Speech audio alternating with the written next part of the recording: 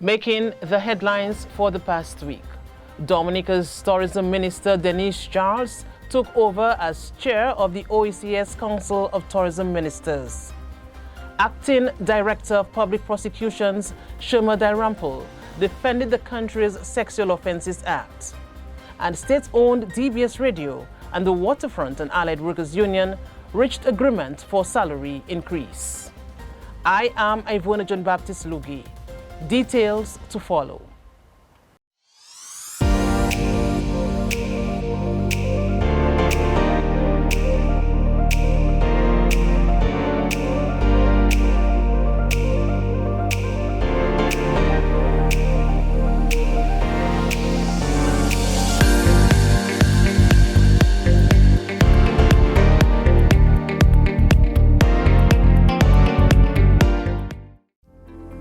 DBS Radio now brings to you professional and quality live streaming services for all your funerals, special occasions, and events. Contact us today at 448-3282 or 448-3283 or email us at dbsradio@cwdom.dm. DBS Radio, your new era in broadcasting. Contact us today. Tourism Minister Denise took over as chair of the OECS Council of Tourism Ministers during a meeting of the grouping at Cabrit's Resort and Spa, Kempinski. It was the first face-to-face meeting of the tourism ministers since the COVID-19 pandemic. The outgoing chairman of the Council of Tourism Ministers is Antigua's Charles Max Fernandez.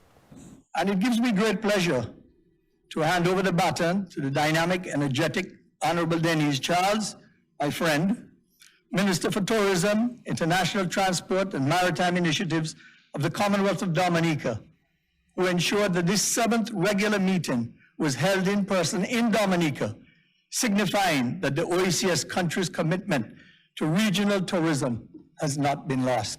The incoming chair of the Council of Ministers said community tourism and hospitality training would be key matters to be pursued during her tenure.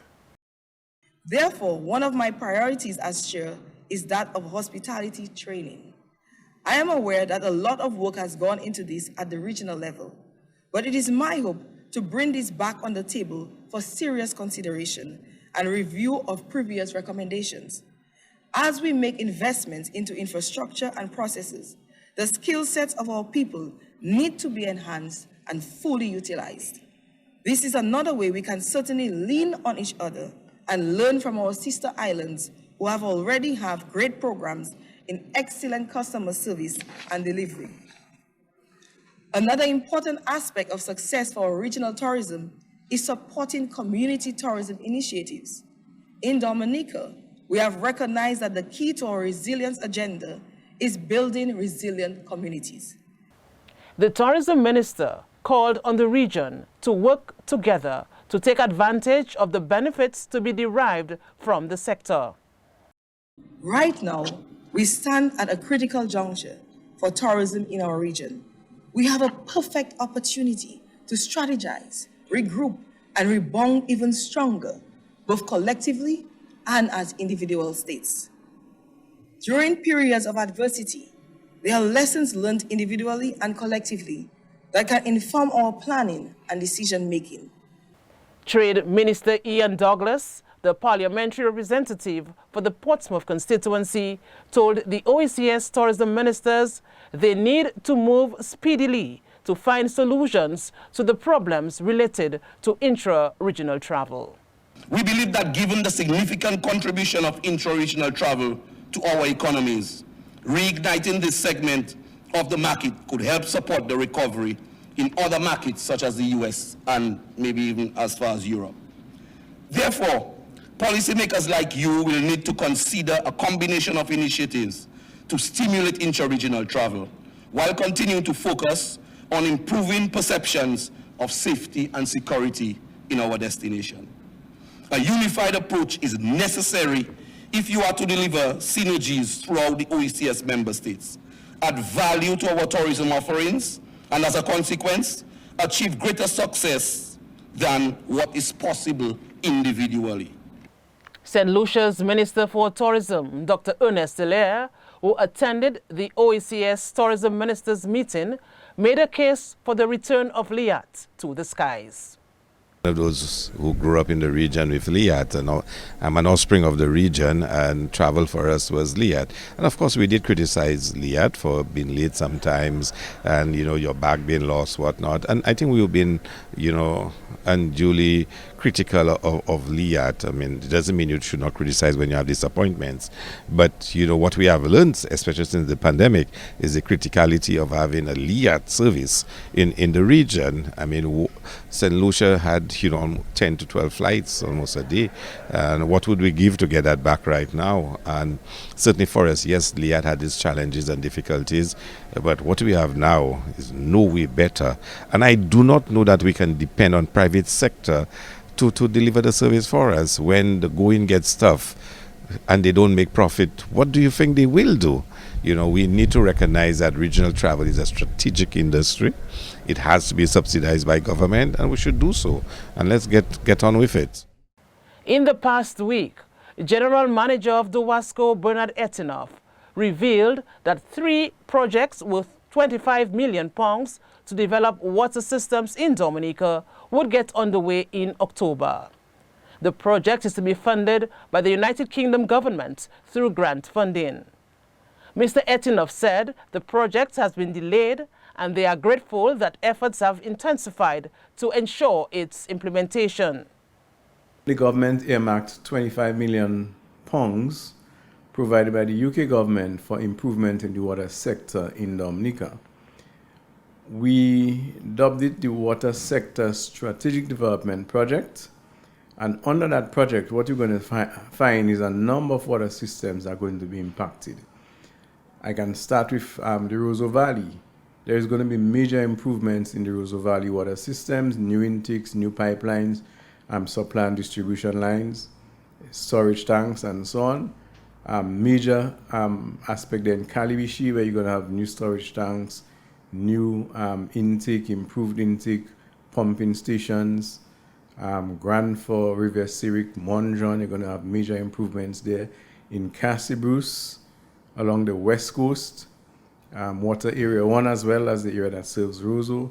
So there's going to be major improvements in a number of water systems in Dominica, I can guarantee you that. We intended to start this before the end of the first half of 2022.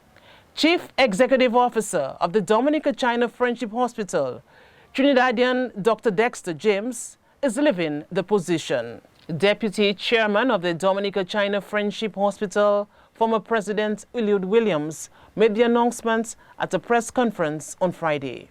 We recruited Dr. James because he met the requirements and the specifications. He has, however, told us that he wishes to return home before the actual end of his contract. To be precise, he started on 11th of January last year. It would be 10th of January next year, but he must get vacation.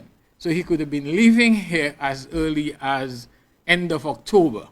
But he said he wishes to go back home a bit earlier, so he'll probably be with us until end of September. So again, the noises you hear in the communication channels, not all of it is true, or certainly not all of it is accurate. It was also last week that the Swinging Johnny Scholarship Fund, along with other sponsors, provided over $28,000 in scholarship awards. 12 students were awarded for entry into secondary school this year, while others received awards as second-year students. Among the sponsors who contributed to the program are Ozzy Lewis, Ophelia Marie, Pat Aaron, and Sheridan Gregoire. And economist Ken Vital encouraged the scholarship recipients to maintain the tradition of excellence by Dominican students here and abroad. I do encourage all young people to educate themselves, and you have started. And to attend institutions of higher learning. And most of those institutions, many of those institutions of advanced learning, which is critical to the kinds of countries we're talking about, and that's what we're building to. Education is so important in taking them there. Knowledge is so important in taking those countries there. But Many of the skills that we would want do not exist in Dominica, so we got to travel. So that's why education in itself and migration in itself is a good thing for us, because we cannot produce some of those skills ourselves in Dominica, the engineering and some of the higher skills that we need, so we've got to travel for it. And because we are so small, we're not in a position to produce them. But the foundation for qualifying for those skills is really your basic education. It's really your primary school and then followed by your secondary school education. This is so critical and so important, and it is so important that you do well at that level for yourselves, but for the nation. At that ceremony, the Newtown Juvenile Football Academy was presented with $1,300 by the Swinging Janice Scholarship Fund. Coordinator of the Academy, Don Leogal, said the funds will go a long way in assisting the country's youth. I would just like to say on behalf of the Academy, a number of students will benefit from the sponsorship that we received today. And it will go a long way in assisting parents, the Academy, and the students in having a much better year at school and a much better year for us at the Academy in terms of the student that will be sponsored. And I'm so happy that young people are really given a chance to excel. Another highlight of the week was the election of Dominican Abigail Christmas of the Girl Guides Association to the board of the World Association of Girl Guides and Girl Scouts. The conference took place virtually. President of the Dominica Girl Guides Association, Josette Seraphine Hedrington, said it was a proud moment for Dominica. During the conference, senior volunteers and staff across the region celebrated achievements of the past 3 years and discussed strategies for the future development of girl guiding and girl scouting. A contingent of 2 delegates and 4 observers from Dominica were in attendance, along with 35 other participants representing different member countries in the region. Ms. Abigail Christmas is the Public Relations Officer of the Girl Guides Association of Dominica, chairperson for the Advocacy Committee, and the captain of the 11th Rosa Girl Guide Unit. The Girl Guides Association of Dominica extends congratulations to Ms. Christmas and confirms the commitment of the association in supporting Ms. Christmas throughout her tenure. The missing 12-year-old student, Cornisha Etienne, was in the news as Minister for National Security Rayburn Blackmore stated that police have continued their search for Cornisha Etienne, who was abducted from a home in Warner on June 7 and has not been seen. Blackmore said he is concerned. We have to continue thinking about her and praying for the best. And we within the government and the police will not rest until some element of closure is brought to this matter. As we speak, you have a team of investigators working on this matter, looking at all elements from what I've been advised and what I know of the case. No stone will be left unturned in that regard, and to continue with the search and working on every lead and building on the talent that we have, and of course using whatever additional resources that we need to have. So I want to commend the public for their support so far in that regard. This was not the only matter in the week which caught the attention of the minister. The shooting death of a man who resided at Fonkole lifted the murders for the year so far to 13. On Monday, 18th July 2022, about 7:15 a.m., Pascal Frederick was found lying on his back on the floor of a shop and bar at Glasgow, Fonkole. He was unresponsive, had a wound to the left side of his chest, and appeared to be dead. He was transported to the Fonkole Health Center, where he was examined and pronounced dead at 9:58 a.m. that same morning by a medical doctor.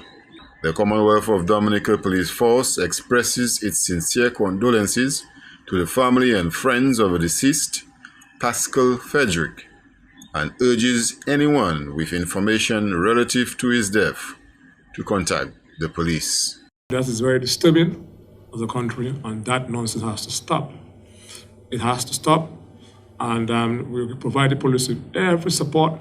And some people in the public are not going to be happy. Some people in the public are not going to be happy. But we cannot allow, in a small country, for this nonsense to continue. The lieutenants and the generals have to be identified and dealt with. We have to assume, of course, a holistic approach, but fundamentally, we have to get to the root cause of this matter, and those who are responsible must face the full weight of the law. Dominica's Sexual Offences Act was in the news. Acting Director of Public Prosecutions, Sherma Dalrymple, defended the act, saying the legislation makes provision for stiff penalties. Her comments came amidst an increase in reports of child abuse cases.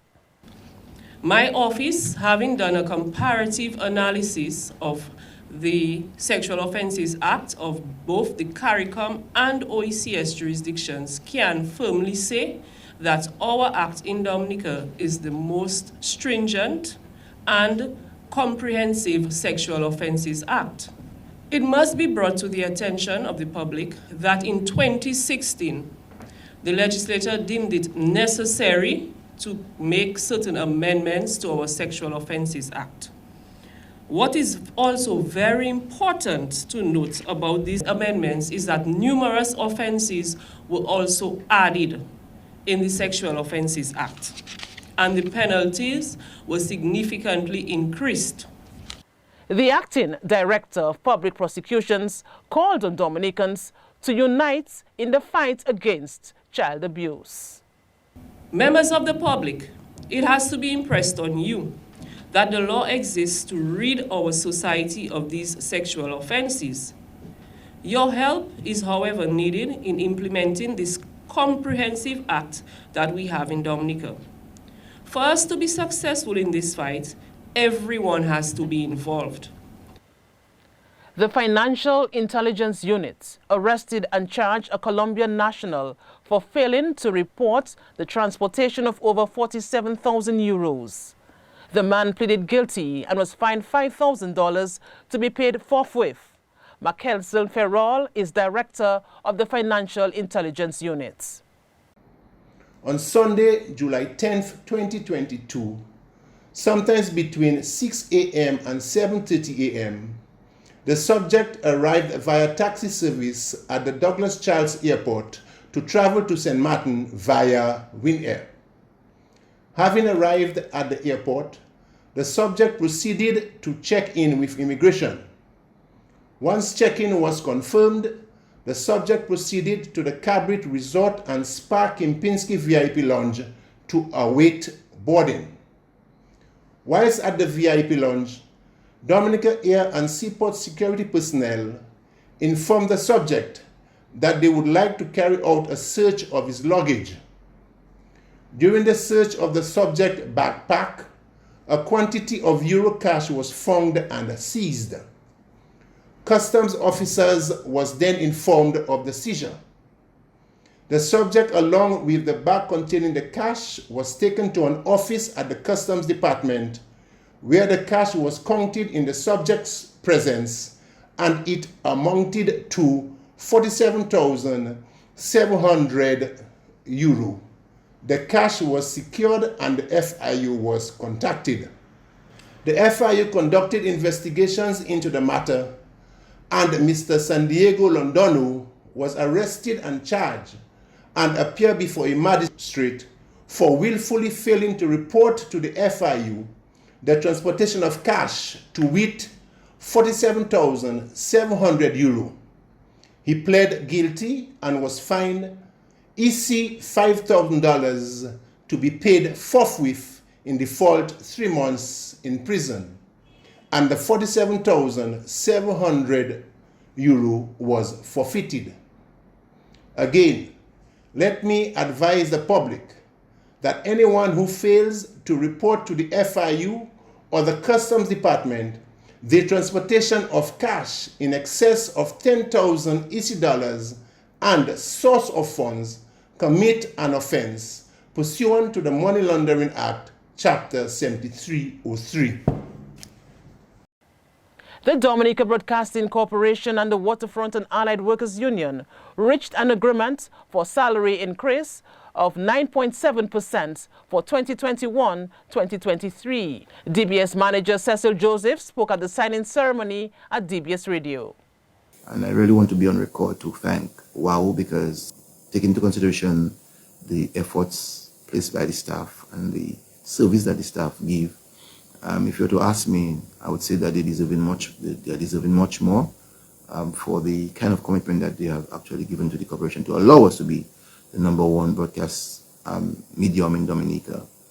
And so I want to also be on record to thank the staff members of DBS Radio.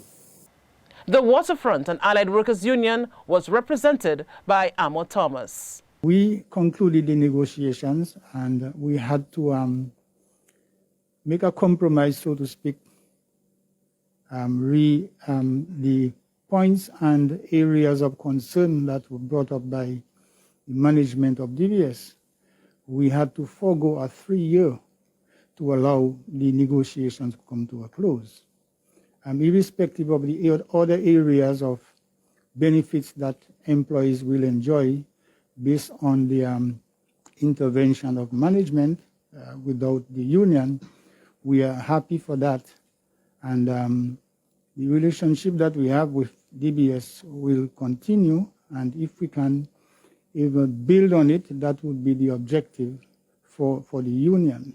The Dominica Community Tourism Association recognized Rodex Peter Lander for his contribution to the island's community tourism efforts. His award was part of an initiative by the association to recognize and celebrate pioneers of community tourism in Dominica. President of the Dominica Community Tourism Association, Josephine Dublin Prince, said they have identified other pioneers. Mr. Rodex Peter Lander has been part of the North-Northeast Community Tourism Association for a very, very long time. He has been at the forefront identifying the natural assets within the community and mobilizing that group within the area. He was recognized. We gave him a plaque and a care package, as well as giving him his flowers while he's still alive. And in time, we have also identified Mr. Alan George. He's now ailing, he's of age, and he too was part of the community tourism movement in the Denise Grand Fund area. We are very, very happy to have his support and intellect in guiding us as the stewards of the environment. We will be recognizing him. Extension officers enhanced their knowledge in climate-smart agriculture during a 3-day workshop at the Public Service Union building. The Trainer of Trainees workshop was funded by the Inter-American Institute for Cooperation on Agriculture, IECA, and the United Nations Development Program, UNDP. Extension officers are expected to return to the communities to assist farmers implement climate-smart agriculture practices. Permanent Secretary in the Ministry of Blue and Green Economy, Agriculture and National Food Security, Dr. Kira Paul, said climate-smart agriculture is a must for the sector.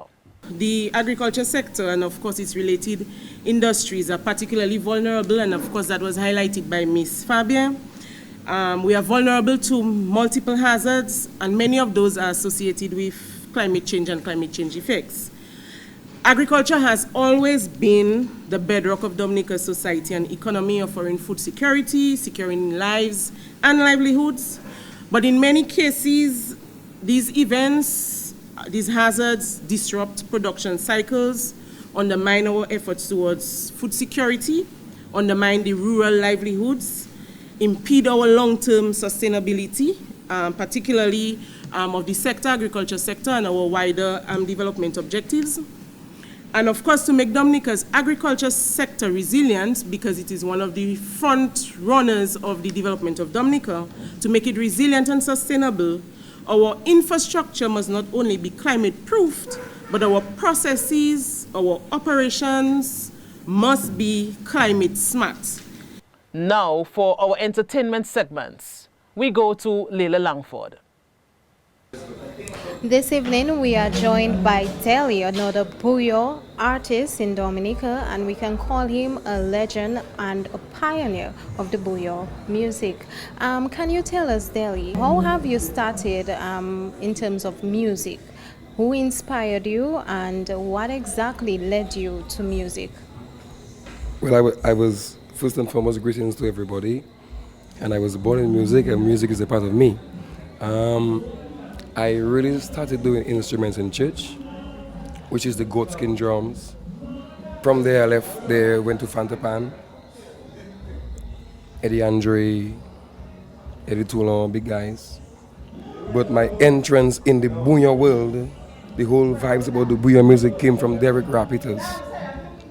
Released a tune like 3-4 weeks ago with Karen XP, and that's Commonwealth Comedy. You know, and it's a whole different vibe. I don't want it to be negative, I want it to be positive. I don't want nobody to think like I criticize anything. But presently, our island is about social media.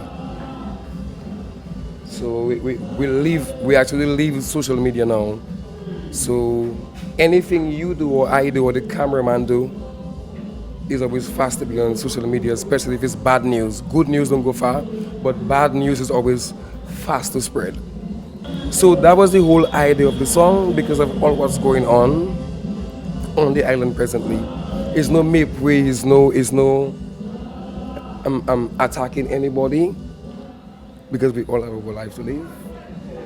But the idea of the tune is about what's going on presently on the island.